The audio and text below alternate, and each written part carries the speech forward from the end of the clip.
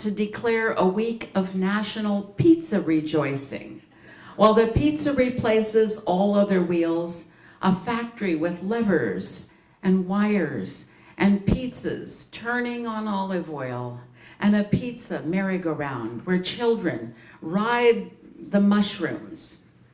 I want mountains on my pizza and rivers of raw salt for the deer to lick. I want to put my pizza on the record player and hear Coltrane on my tongue. I want pizza wars where every inch of onion is hotly contested. I want pizza peace. I want a piece of pizza, please. Hold the anchovies. So what I did is I put a huge piece of paper all across the whole blackboard, and I had the children fill in the pizza with everything they wanted on a pizza. And we started learning English by them making up silly, crazy things to put on the pizza. And somewhere in things that I buried, I know I have a photograph of that marvelous thing. So when I showed it to Julia, she was like, that's good. You know, just low-key about it. But the important thing is find poems you can read to children from Julia's books, because children are fascinated. They love them, and children don't get enough real poetry. So that's it. Yeah.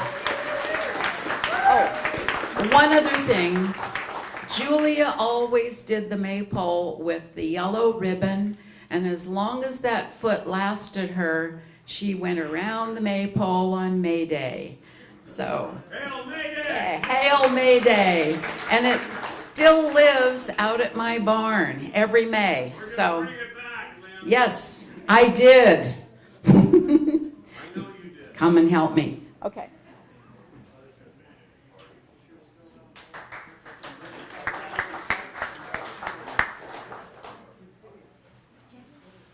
I like that idea, reading to children or poetry. That's great. So next we have Elliot Kennan, did I get that right? Followed by Lotus Allen.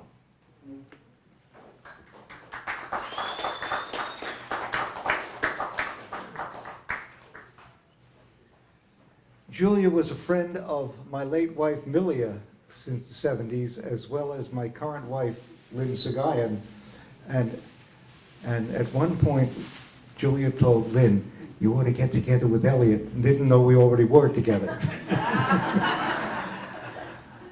This is a dream I had, which I got to tell by way of introducing Julia at the very last poetry reading at the Cafe Med.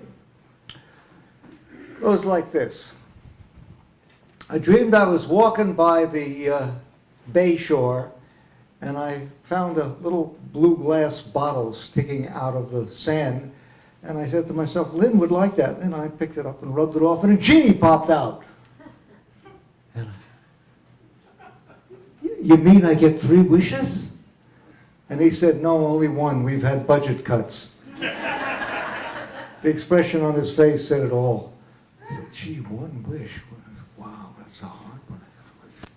He said, how about happiness and love? I said, already got that twice. How about good health? I got it. How about doing what you like for a living? I do it. Well, come on. Oh, I got it. I want to be able to write poetry as good as Julia Vinograd. He said, sorry, that's already taken. What do you mean? What do you mean? He said, every time she does a public reading, I get 7 requests for that. Over the years, half of the poets at Greyhaven have asked for that. Well, gee. Well, come on, I got other calls to make. The poor genie looked so tired and sad. I said, is there anything I can do to help you? And he said, no, mortals can't help us. But if you promise not to tell, I'll tell you what I wish for. Done. I want to be able to write poetry as good as Julia Vinograd.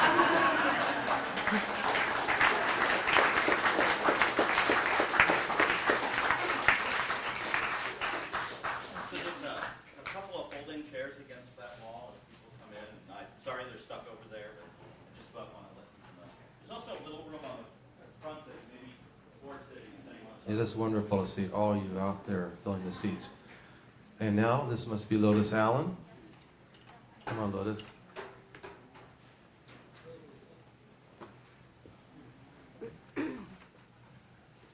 I first met Julia years ago at a Works in Progress poetry reading, giving her a ride home, she and her sister Debbie. I was touched by her indomitable spirit and just how amazingly prolific she was. I miss her. I think she'll always be with me.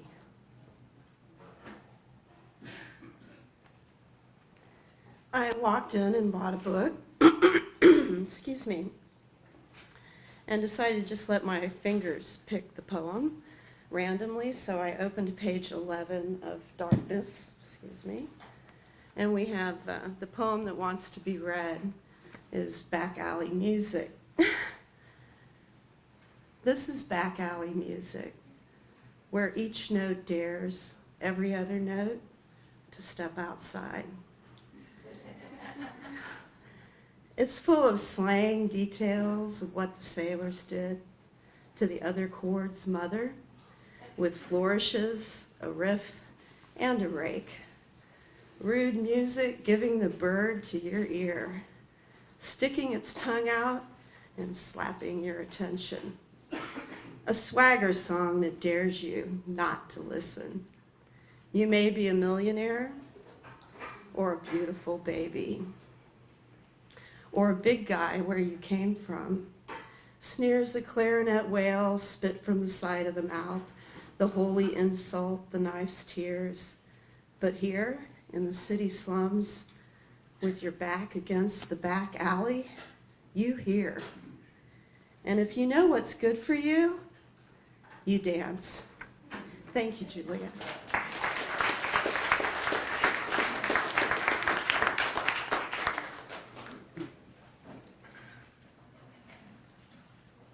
Okay, before I bring up the next person on the list, I'm going to interject with a poem of Julia's. And this is what she has to say about poetry. Title is Poetry. A guy at the cafe said poetry didn't work anymore because nothing worked anymore. I agree that nothing worked, but poetry isn't part of nothing. It never was. Poetry isn't a lever you pull for a candy bar or a lotto number. Poetry isn't a button, not even the sweet buttons on people's bodies. Poetry hovers over a blank page, a breath caught in forever, not to work, not even to play. Poetry is a weed growing wild inside us, a weed of want and dream, ignoring the growl of blind lawnmowers. Poetry pulls elephants' noses, and that's how they got so long. Poetry stubs its toes on stars and goes, ouch, ouch, ouch, ouch. Poetry brushes its teeth with televisions and gargles with glory. Poetry spills from our lips in shining spirals, like a child's slinky going downstairs. Poetry eats breakfast cereal of graves, coughs up coffins, and butters headstones like toast with plenty of honey. Poetry takes notes under lovers' beds, guessing at moans and sweet sounds nobody knows how to spell. Nothing is ever enough. Poetry pours more salt into the sea. At street corners where traffic lights command stop or walk, poetry flashes by, blowing wind through our wing feathers, the wings we don't have, paper wings.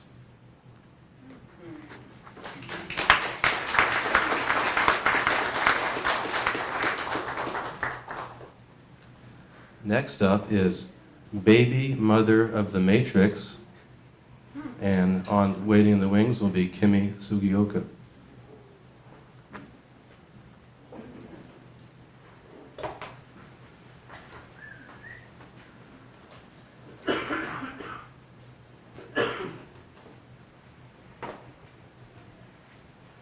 Yeah, I'm a Berkeley child, old aging Berkeley ruffian from Telegraph, and Julia was a huge, Julia was a huge part of that, of this being a wild child of Berkeley.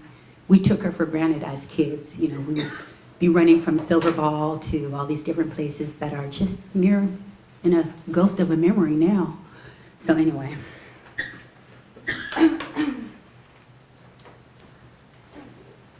I saw the best minds of my generation destroyed by the radioactive fallout of nuclear families and the lure of $1 pizza slices on Telegraph Avenue that tasted like stale cardboard covered in ketchup, ABC government cheese, and anarchy loogies.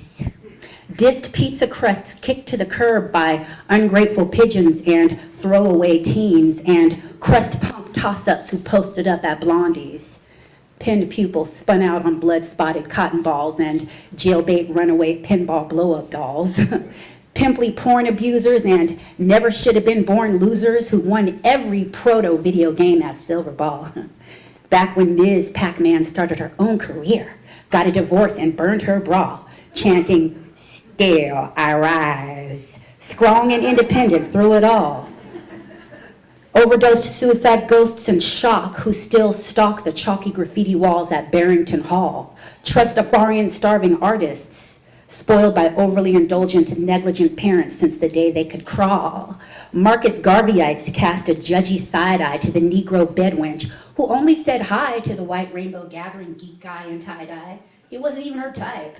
Hate to break it to you, but the naked man died in vain, waiting for the hate man to say, "Hey, I love you, man, don't ever change."